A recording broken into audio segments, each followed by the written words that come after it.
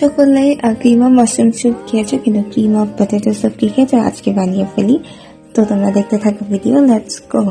এই দেখো আলুগুলোকে আমরা কেটে ফেলেছি। এখন আমরা প্যানে দিয়ে দিলাম বাটার আর পেঁয়াজ কুচি, রসুন কুচি ভালো করে এটা করে নিলাম। এরপর দিয়ে দিলাম আলুটা ভালো করে নাড়তে হবে এবং এটা হালকা ব্রাউন করলেই চলবে, বেশি করতে হবে না। তারপর দিয়ে দিলাম আমরা এখানে পানি 1 কাপ মতো।